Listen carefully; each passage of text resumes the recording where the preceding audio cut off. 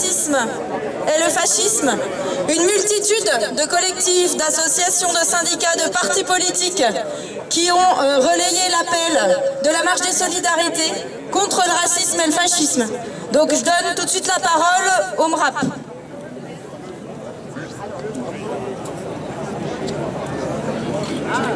Le 18 décembre 2024, lors d'un meeting pour la Journée internationale des migrants, nos organisations et collectifs ont déclaré « Nous ne voulons pas d'une société raciste. Ensemble, construisons la société dans laquelle nous voulons vivre.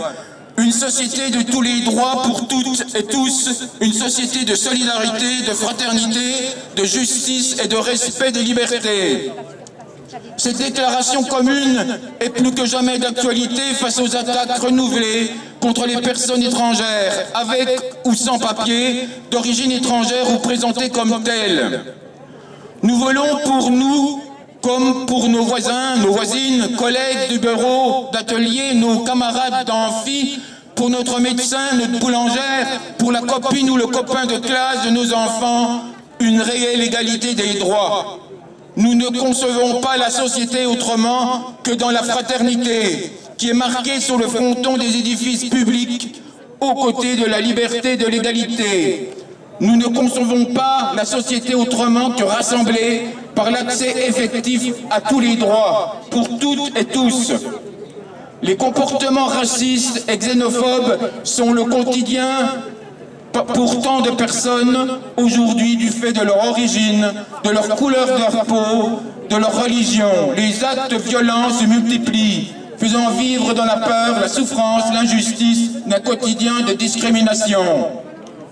Le quotidien, ce sont aussi les discours de haine désinhibés, les propos mensongers de responsables politiques et de médias contrôlés par des acteurs économiques disposant de moyens considérables qui stigmatisent des populations et des quartiers et manipulent les chiffres. La circulaire Retailleau s'inscrit pleinement dans cette approche, repoussant les personnes sans papier dans la clandestinité et la surexploitation de l'emploi, imposant un durcissement des conditions de la régularisation de leurs droits au séjour et ouvrant des possibilités supplémentaires d'expulsion. Le même ministre, ainsi que des médias d'extrême droite, s'en prennent aux associations et syndicats qui soutiennent les personnes étrangères, mettant en péril leur rôle crucial pour la démocratie, l'état de droit et l'inclusion sociale. Le Premier ministre lui-même reprend les formulations stigmatisantes de l'extrême droite, faisant des personnes d'origine étrangère les boucs émissaires de tous les maux de la société. Ces discours publics, allant jusqu'à remettre en cause le droit du sol, cherchent à nous opposer les uns aux autres, alors que nous partageons les mêmes aspirations au bien-être, à la justice économique et sociale et à l'égalité des droits. L'absence d'accès aux droits des uns n'a jamais donné plus de droits à d'autres. Toutes et tous ensemble, agissons unis et rassemblons-nous aujourd'hui pour la solidarité, pour la journée internationale, pour l'élimination de la discrimination raciale, pour un autre projet de société humaniste, solidaire et égalitaire.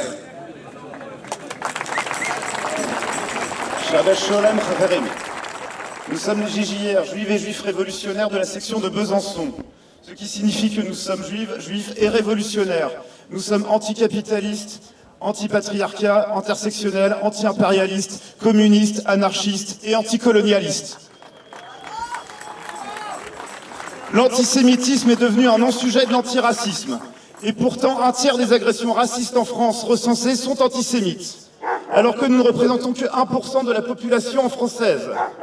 Et pourtant, l'amalgame primitif entre juifs et bourgeois, entre juifs et colons, entre juifs et oppresseurs, est de plus en plus banal. Entre juifs religieux, juifs ou israéliens, ou d'ailleurs entre Israéliens et Netanyahou ou les gouvernements réactionnaires de l'État d'Israël. Ces amalgames semblent être devenus d'une banalité crasse, y compris dans les milieux qui sont les nôtres, y compris dans les milieux féministes. où soutenir toutes les sœurs sont possibles, sauf pour les juives, malheureusement. Comment l'antisémitisme, historiquement et profondément ancré en Europe et surtout en France depuis plusieurs siècles, redevient de manière aussi désinhibée. Malgré tout, nous ne serons jamais dupes des discours politiques qui se revendiquent des intérêts des Juifs en France pour prôner le racisme et en premier lieu l'islamophobie. Nous n'oublierons jamais que nos ennemis politiques sont l'extrême droite, à commencer par le RN, anciennement FN, fondé par des collabos de la SS et des anciens de l'OAS. L'extrême droite n'est pas l'allié des juifs et des juifs de ce pays, ni d'ailleurs d'aucun juif dans le monde. Nous n'oublions pas non plus le gouvernement réactionnaire de la bourgeoisie macroniste qui prétend combattre l'antisémitisme en prenant des politiques racistes, avec des ministres ouvertement racistes comme Retailleau, un gouvernement qui expulse des centaines d'enfants mineurs de la Gaîté Lyrique pas plus tard que cette semaine.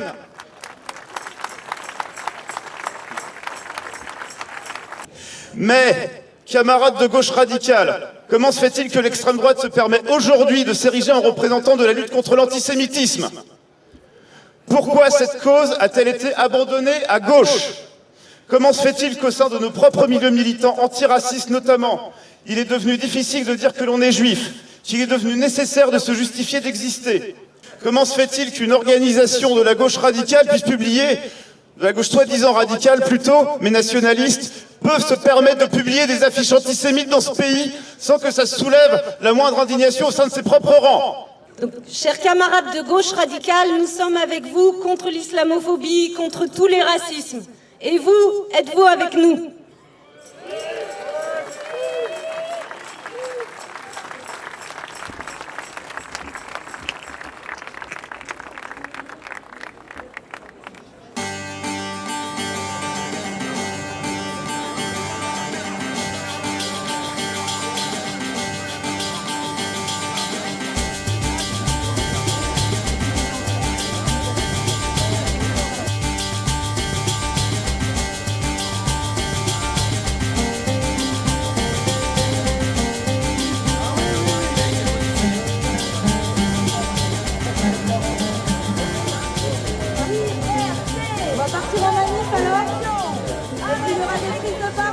Du 8 septembre, place des prises de parole devant le département, des prises de parole devant la préfecture. Première, deuxième, troisième génération, nous sommes tous des enfants d'immigrés. Première, deuxième, troisième génération, nous sommes tous des enfants d'immigrés. Première, deuxième, troisième génération, nous sommes tous des enfants d'immigrés. Première, deuxième, troisième génération, nous sommes tous des enfants d'immigrés. Première, deuxième, troisième génération,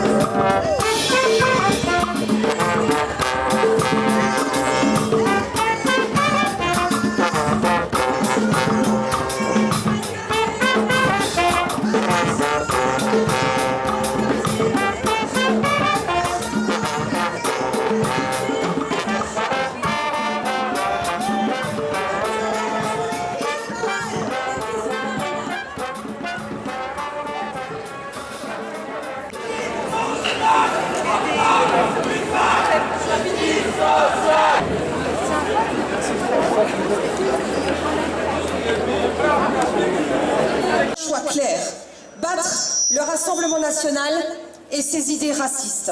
Cette défaite infligée à l'extrême droite fut permise par la mobilisation massive des quartiers populaires, de la jeunesse et du monde du travail. La seule réponse d'Emmanuel Macron à cette mobilisation a été un énième coup de force antidémocratique. Ce fut tout d'abord la nomination d'un gouvernement d'une droite défaite dans les urnes, composé de plusieurs personnalités aux positions ouvertement racistes. À peine le gouvernement Bayrou a-t-il échappé à la censure qu'il déroule de nouveau l'agenda de l'extrême droite.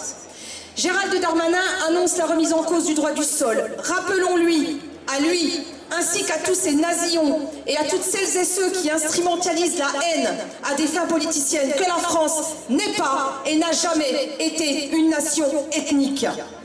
Nous sommes françaises et français parce que nous nous réunissions autour d'un idéal républicain. Et cet idéal républicain, c'est liberté, égalité, fraternité, sororité. Bruno Retailleau appelle à rétablir le délit de séjour irrégulier et durcit déjà les conditions de régularisation et de droit au séjour. Il ajoute même la volonté d'interdire les mariages avec les étrangers en situation irrégulière ou encore interdire le voile dans la pratique sportive.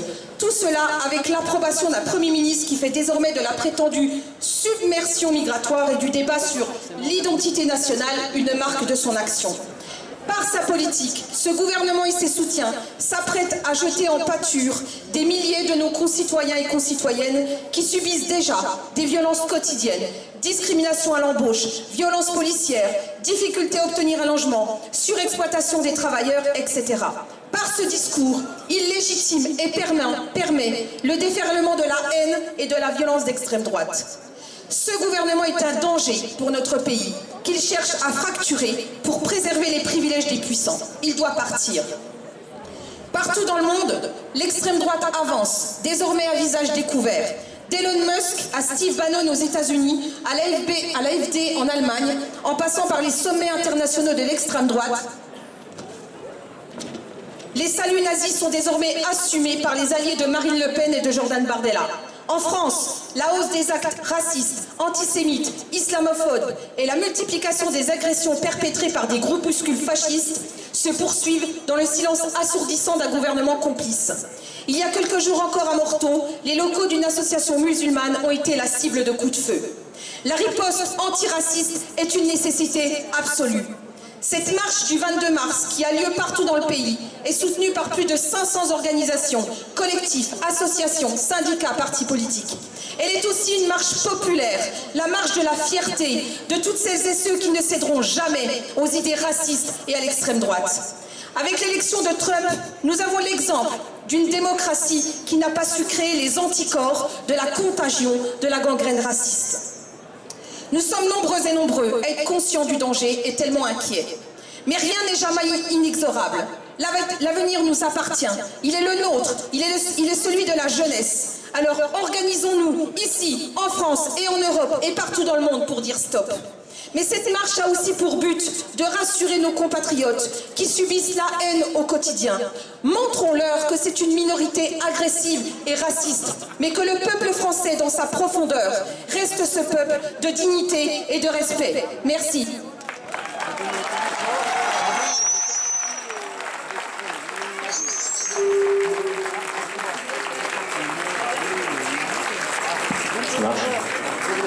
Bon, en cette journée mondiale de mobilisation contre le racisme, Lutte ouvrière se joint aux manifestations et nous voulons y affirmer nos convictions internationalistes. Les revendications portées par cette mobilisation sont justes et ô combien nécessaires.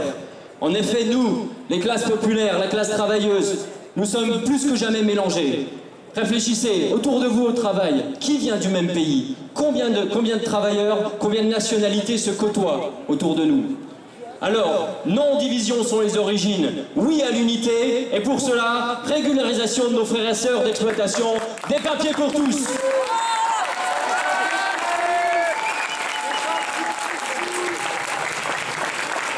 Oui, à l'atelier, dans les bureaux, à l'hôpital, dans nos quartiers. Nous venons des quatre coins du monde.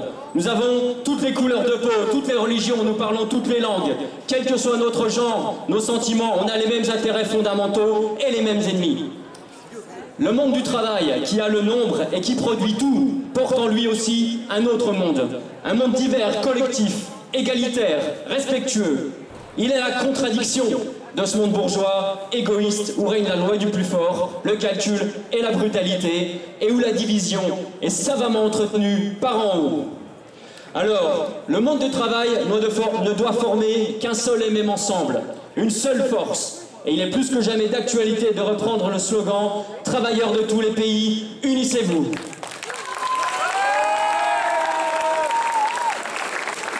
Dans le contexte actuel, en pleine vague réactionnaire, il nous faut nous serrer les coudes entre prolétaires, nous montrer solidaires et nous armer politiquement. Pour cela, la lutte de classe est un drapeau contre le nationalisme sous toutes ses formes. Au travail et dans la rue, il revient aux travailleurs de démasquer la politique chauvine et impérialiste du gouvernement Macron, Retailleau, Darmanin.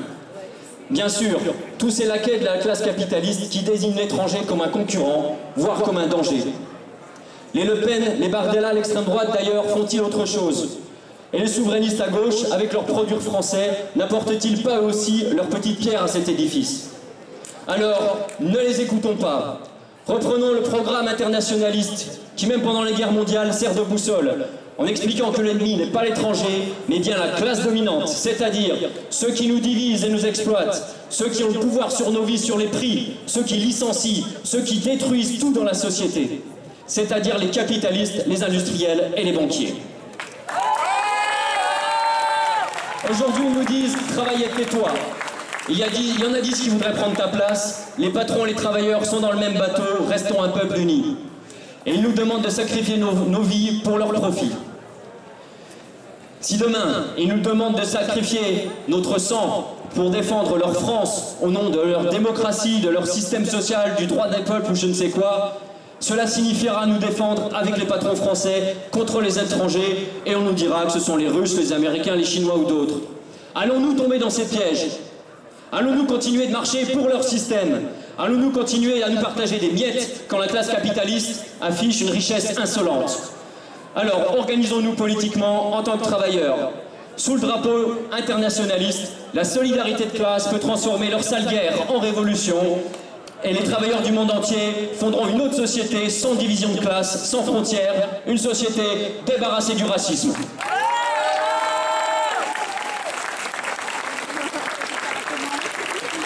NPA révolutionnaire. Alors, mardi dernier, au petit matin, le préfet de police de Paris, Laurent Nunez, a fait expulser à coups de matraque les 450 jeunes migrants qui occupaient le théâtre de la Gaîté Lyrique pour réclamer d'être reconnus comme mineurs et hébergés. Cela illustre l'absence totale d'humanité avec laquelle ce gouvernement traite celles et ceux qui ont dû fuir leur pays en raison de la famine, des guerres, de la crise climatique qui affecte certaines régions plus que d'autres. Les pays impérialistes, comme la France, ont une lourde responsabilité dans les raisons qui ont jeté les hommes et les femmes avec leurs enfants, des jeunes mineurs, sur les routes meurtrières de l'émigration. Mais au lieu de trouver enfin une terre d'accueil où ils puissent souffler, ils tombent sur des Retailleau. Les Darmanin et leurs sbires qui leur donnent la chasse ne savent que concevoir et promulguer des lois toujours plus restrictives et liberticides. Depuis l'élection de Trump, on a le sentiment que tout ce qu'il y a de plus facho dans le monde se sont poussés des ailes. À Gaza, Netanyahou a repris les bombardements qui ont tué plus de 500 Palestiniens depuis mardi. Pendant que la guerre fait rage à Gaza, des colons fanatisés chassent de leurs terres des paysans de Cisjordanie avec l'appui de l'armée israélienne. La France ne fait pas exception dans la course à l'échalote à qui sera le plus réactionnaire. Bayrou vient contre l'avis de la ministre des Sports et pour donner raison à Darmanin et Retailleau de se prononcer pour l'interdiction du port du voile dans le sport, faisant semblant de lutter contre une prétendue radicalité religieuse alors que les motivations sont uniquement de flatter ce que le pays compte de raciste. Le racisme empoisonne aujourd'hui la vie de millions de gens dans tous les pays. ceux qui en sont victimes bien sûr, mais aussi toute la société par le développement d'une atmosphère irrespirable. Tous ces discours entretiennent ce climat délétère, associant immigration et insécurité, immigration et chômage. Comme si ce n'étaient pas les capitalistes qui licencient, comme si la première cause d'insécurité n'est pas la précarité à laquelle le patronat voudrait contraindre tous les travailleurs.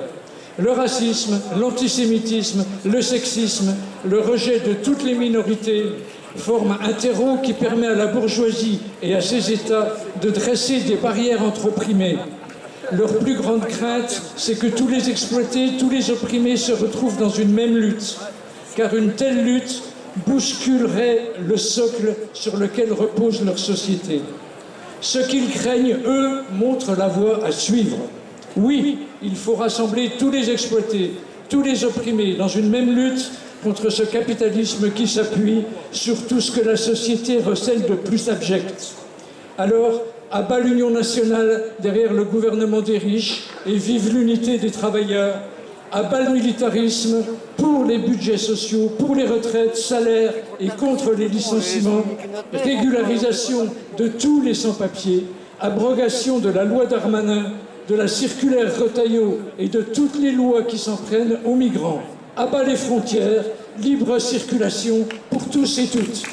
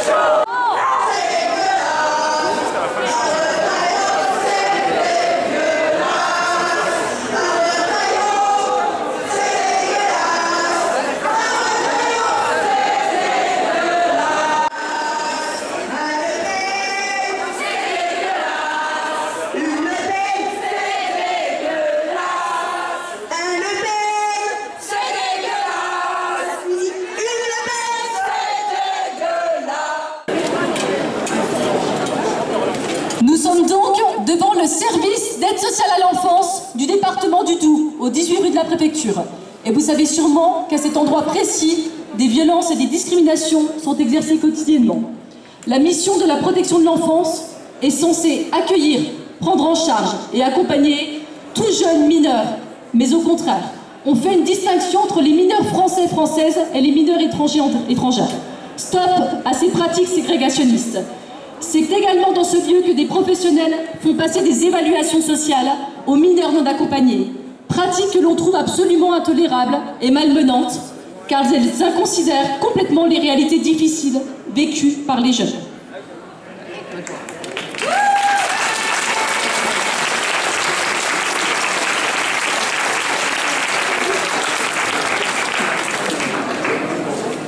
L'association Solidarité Migrants Réfugiés, Solmiré, accompagne actuellement des mineurs non accompagnés en situation de plus en plus précaire. Nous dénonçons les infractions répétées des obligations légales du département, notamment au Code de l'action sociale et des familles.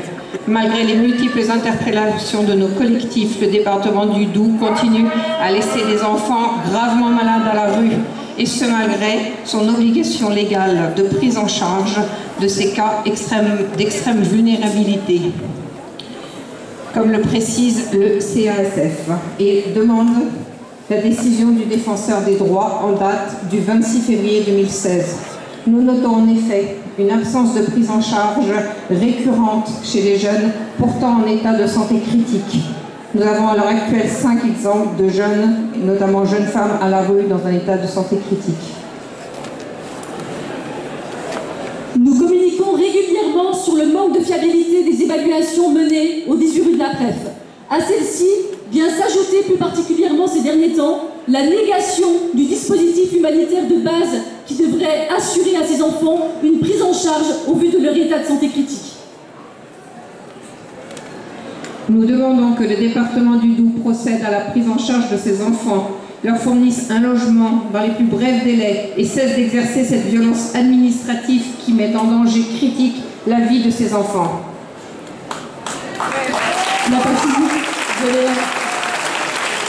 De plus, il faut également savoir que nous avons récemment été interpellés concernant l'existence de pratiques illégales, à nouveau, au sein du service d'évaluation et d'accompagnement des mineurs non accompagnés, qui se passe juste ici.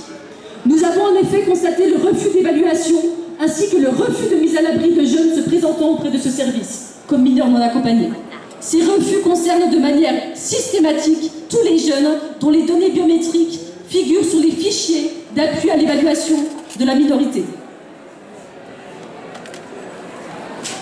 Nous continuerons le combat, la lutte contre tous ces lieux de pouvoir qui créent le chaos, des inégalités immenses, des vies et destins brisés et qui ouvrent la porte à l'extrême droite. Rendez-vous le samedi 26 avril à la Macombe pour notre fête solidaire et si vous voulez nous soutenir. Nous continuerons le combat. Stop à la fascination de l'État et stop au racisme d'État.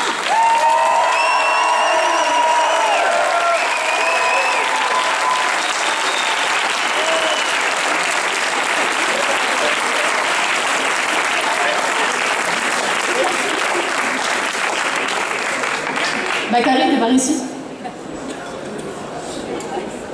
Aujourd'hui, des manifestations contre le racisme et le fascisme dans près de 200 villes appelées par de 600 organisations.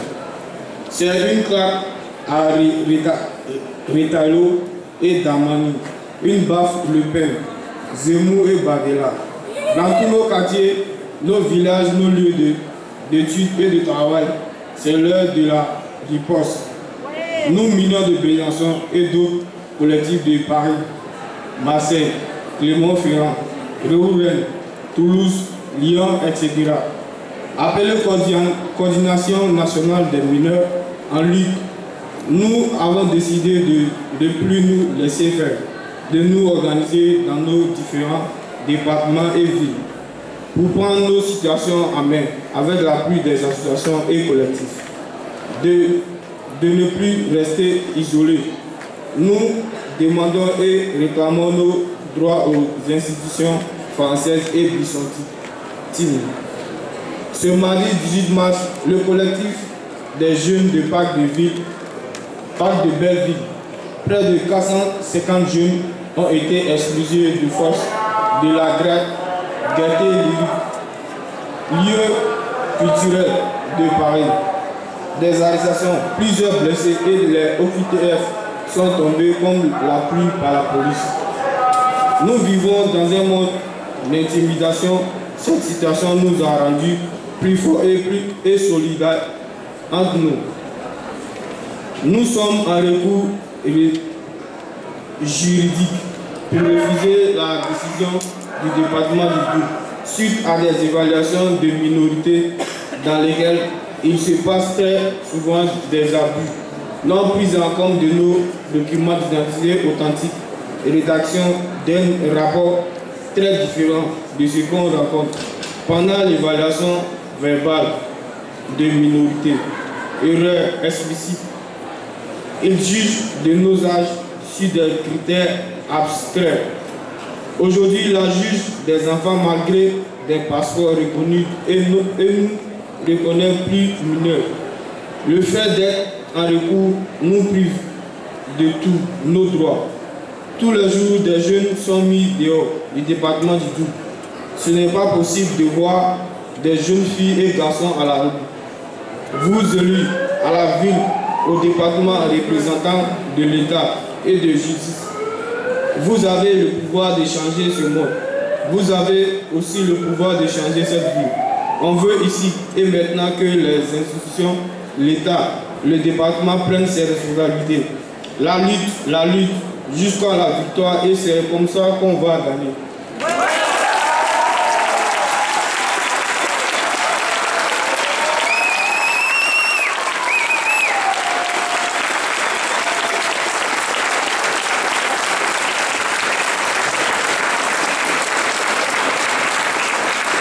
Aujourd'hui, c'est la journée mondiale contre le racisme. Au nom du collectif de défense des droits et libertés des étrangers, je vais vous donner 3 exemples de discrimination que nous rencontrons. Enfants ou adolescents de moins de 16 ans, l'école française a donc obligation de m'accueillir. Mes parents sont sans papier. Je ne peux pas obtenir le document de circulation pour étrangers mineurs. Je ne peux donc pas voyager avec ma classe hors du territoire français. Je me retrouve stigmatisée. La liberté d'aller et venir, principe de valeur constitutionnelle, n'est pas respectée, alors que la Convention internationale des droits de l'enfant précise que dans toutes les décisions qui concernent l'enfant, son intérêt supérieur doit être une considération primordiale. Deuxième exemple, les Comoriens, parents d'enfants français, se voient refuser la délivrance d'une carte de séjour en France métropolitaine. À Mayotte, les Comoriens en situation régulière sont détenteurs d'une carte de séjour délivrée par la préfecture qui autorise la résidence sur le territoire métropolitain qu'accompagnée d'un visa long séjour délivré lui aussi par la préfecture. Les Comoriens ne l'obtiennent que difficilement, voire jamais. Ils sont Comoriens, parents d'enfants français, ils veulent vivre avec leurs conjoints et leurs enfants. Troisième exemple, un étranger doit justifier d'une résidence stable et régulière d'au moins 10 ans pour bénéficier de l'allocation de solidarité aux personnes âgées servie systématiquement aux citoyens français de 65 ans dans le besoin. Il y a là une triple discrimination entre nationaux et étrangers, entre étrangers en situation régulière selon qu'ils remplissent ou pas cette obligation de résidence stable régulière de 10 ans, et enfin, discrimination entre étrangers en situation régulière et ceux qui ne le sont pas. Cette allocation est une aide dont toute personne de 65 ans vivant sur le sol français et dans le besoin devrait pouvoir bénéficier. À ces situations, l'État français donne des réponses juridiquement contestables et humainement incompréhensibles et insupportables. Nous sommes face à un système infernal, discriminant et excluant qu'il faut combattre de toutes nos forces, tous ensemble.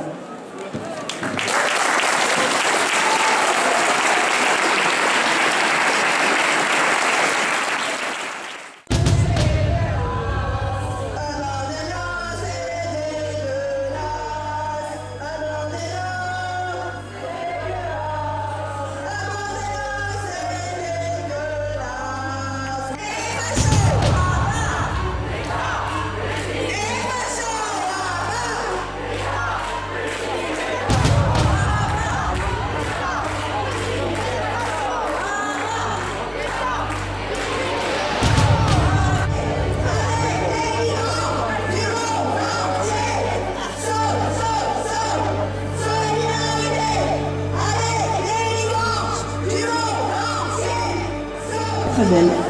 Attaque, nous sommes une association altermondialiste, donc forcément on a toute notre place ici.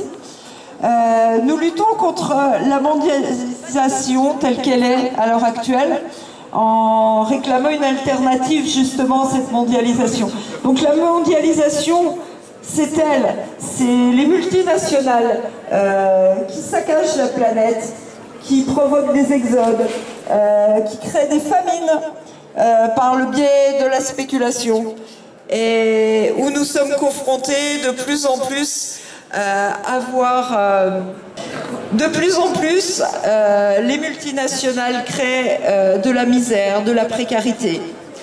Et ils sont en train de complètement saccager la planète, c'est-à-dire que des vagues migratoires, nous en aurons de plus en plus, malheureusement. Pas malheureusement, voilà, les pauvres. Et on ne pourra s'en sortir que et uniquement par la solidarité. Si on connaît tous notre histoire, la haine de l'autre, ça n'a toujours abouti qu'à des guerres. Et les guerres, elles sont néfastes pour tout le monde. C'est pas la solution. C'est pas la solution ce qu'ils font. Ils poussent les gens à la haine. La première chose, c'est de lutter contre cette haine. Nous nous ressemblons tous. Nous sommes la même humanité. Tous ceux qui sont ici peuvent être différents, mais en fait non. On a tous les mêmes valeurs et c'est pour ça qu'on est là. Nous sommes l'humanité et là, actuellement, nous sommes la résistance. Nous sommes la résistance aux idées nauséabondes. Nous sommes là. Nous serons toujours là. Comme dans l'histoire, les résistants ont été là et nous serons encore là pour nous dresser contre le fascisme et le capitalisme. Merci. Les éducs de rue. Bonjour, bonjour. Voilà, je suis éduc de rue, c'est-à-dire que je travaille dans les quartiers prioritaires de Besançon depuis maintenant 30 ans. Ça fait 30 ans qu'on voit évoluer les discriminations et le racisme, les discriminations institutionnelles. On est auprès des jeunes dans les quartiers, auprès de leurs familles, quelle que soit leur origine, quelle que soit leur culture. On est là pour les accompagner au quotidien. C'est important de les amener vers le droit commun, de créer des ponts, de créer de la confiance en eux. On est là, on n'a pas de mandat, on est seul dans la rue, à aller à la rencontre, à se connaître, à créer une relation de confiance pour que ça aille mieux, pour que ces jeunes et ces familles continuent à avancer dans la vie. Et là, actuellement, on est face à un gros problème, c'est le désinvestissement des pouvoirs publics. Le département qui nous finance vient nous faire une coupe de 400 000 €, c'est-à-dire 12 éducateurs de prévention qui vont être supprimés. Ça veut dire 300 enfants sans famille qui n'auront plus de suivi, plus d'accompagnement. C'est la désertion dans les quartiers, c'est une honte. C'est pour ça que je prends la parole aujourd'hui. On appelle à une grève, on appelle le lundi midi à se retrouver devant la mairie à 13 h, devant le département, parce qu'ils votent le budget à ce moment-là et qu'on ne veut pas laisser passer ça. Et si vous voulez bien, j'ai des pétitions à faire signer. Voilà, je vous remercie de m'avoir écouté et je vous souhaite une bonne fin de manif.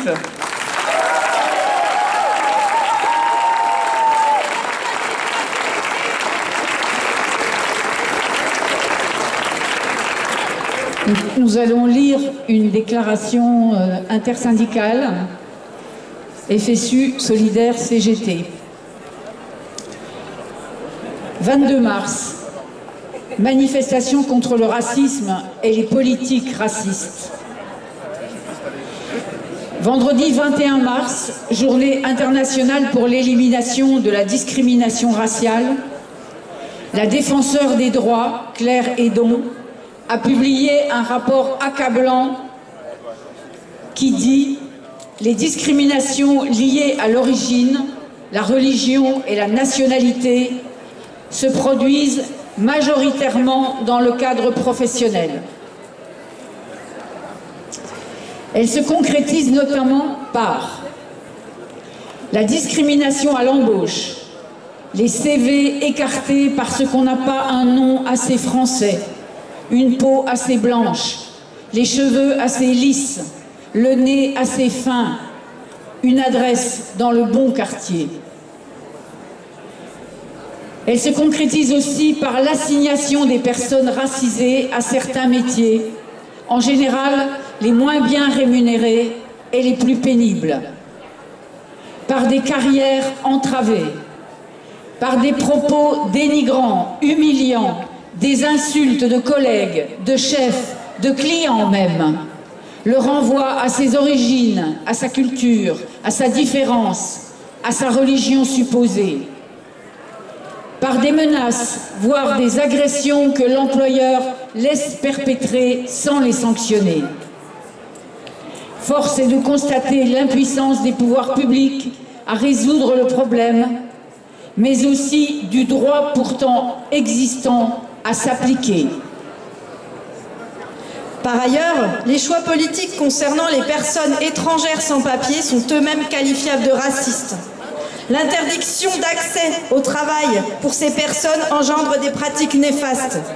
La nécessité de se faire embaucher sous alias pour pouvoir travailler, donc de monnayer le titre de séjour d'un ou d'une autre, qui va ponctionner sa part sur le maigre salaire du clandestin, qui court quotidiennement le risque d'être dénoncé.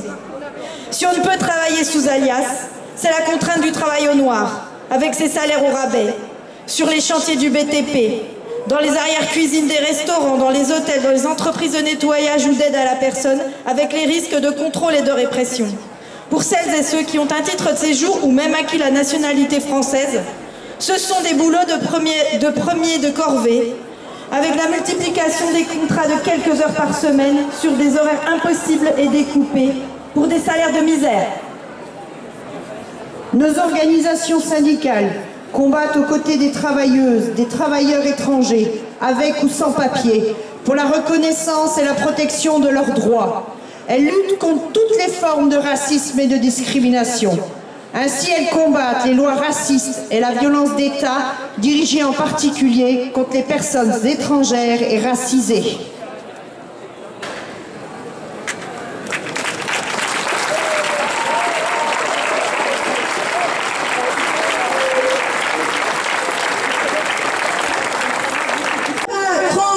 Même combat, français, immigrés, égalité des droits, français, immigrés, même patron. Même combat, français, immigrés, égalité des droits.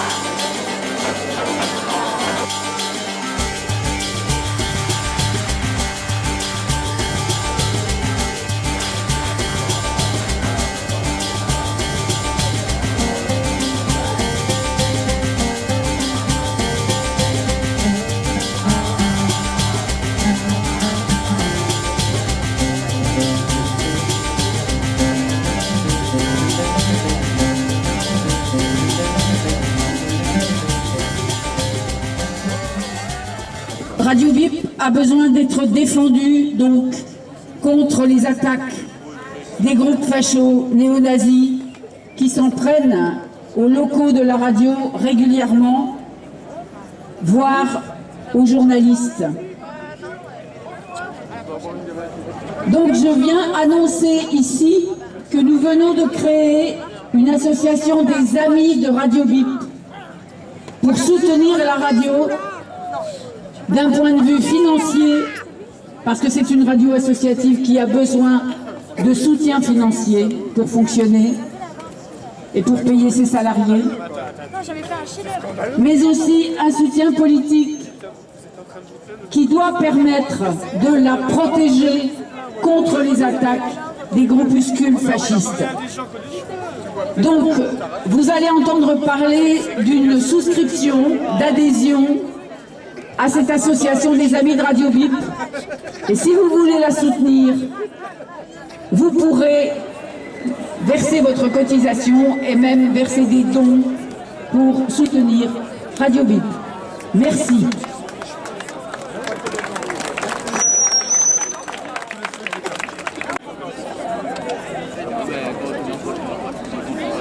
Siamo tutti antifascisti!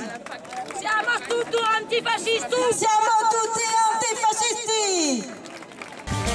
Siamo tutti antifascisti!